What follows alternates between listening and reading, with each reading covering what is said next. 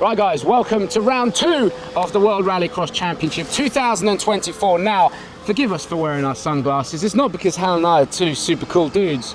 Oh no, it is well into the 30s here, and if we remove these, there's a good chance that the sun will burn the retinas out of our eyes. Yes, it's extremely hot this weekend, and that in itself is going to add challenges. But before we talk about that, let's talk about the circuit. Hal, first things first, it's a very, very busy lap here. We're going to have a look at it in a minute. And most of the drivers, including Johan Kristoffersson, have got very little or zero experience of the place. Yeah, of the world of race drivers, Timmy and Kevin Hansen have raced here before. Timmy won here in 2013, his first European Championship victory in his first full season. But you're completely right, Jenny. Most of the drivers are experiencing a new circuit this weekend. Even if they've tested here, racing is very, very different.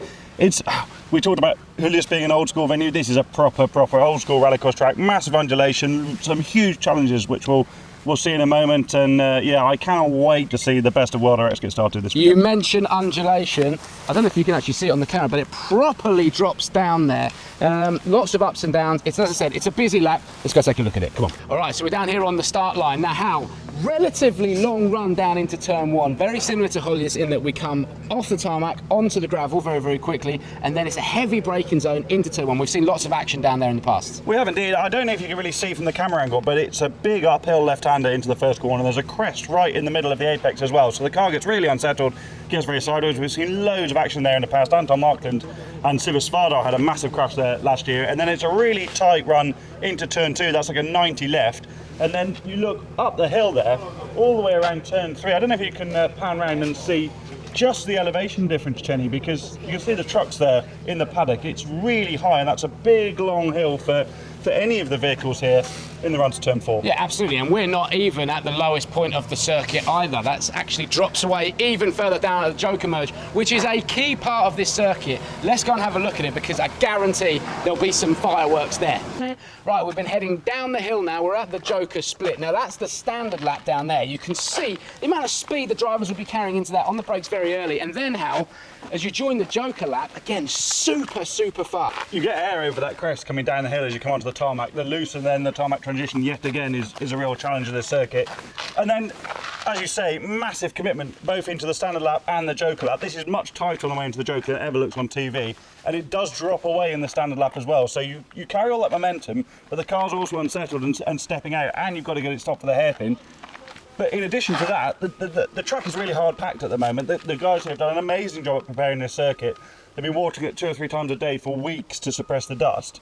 So it looks really firm at the moment, but it will start to cut up like any rallycross track built on a gravelly surface does. So not only do you have all of those variables, but you've also got the offline, which will be really slippery with the loose gravel. So these are arguably 2 of the best corners in the whole World Rallycross Championship. Wow, there you go. Right, so that's the Joker split. Let's go and have a look at the Joker merge, because there's going to be action there as well, I'm sure. Right, so we've had a look at the Joker split. Let's take a look at the Joker merge now. The key thing, I think, Hal, is the speed differential between those that are on the normal lap and those that are on the Joker lap. There is going to be, right about where you're stood, Liam, guaranteed action there where the cars are coming together. Absolutely. This is the slowest part of the track on the standard lap, so you're really trying to find the traction, get momentum down the hill. Of course, the gravity's helping you as well, but that's also the case in the Joker. It's quite steep out of the Joker lap. There's only one corner in the Joker.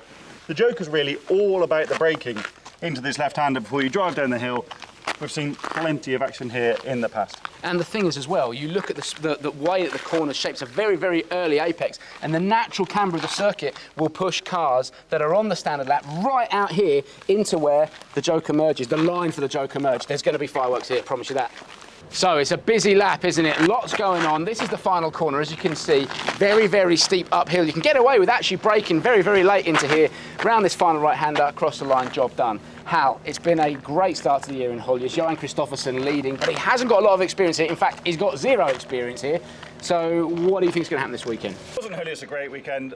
Electric and internal combustion engine machines on the front row of the final on Saturday. The wet on Sunday really threw in a mix, and Kristoffersson was absolutely on his A game. As you say, Chenny, he hasn't been here before. How much difference is that going to make? Someone like Johan Kristoffersson has done so much homework to get here and to do that learning. Absolutely. Yeah. And yeah, lots of drivers have previous form here, have tested here. World RX is going to be fascinating because we've never seen a World RX grid go into this first corner. I'm really excited for that. And across all the classes, Euro RX3, there's loads of Hungarian drivers here that are going to be in the mix. Euro RX1 was brilliant in Julius, and we can expect more of the same. And RX2E is also always super close. So across the classes, it can be brilliant this weekend. It's going to be a mega weekend. Do not miss the Karai Trans World RX of Hungary. The battle of technologies rumbles on Rally TV. See you there.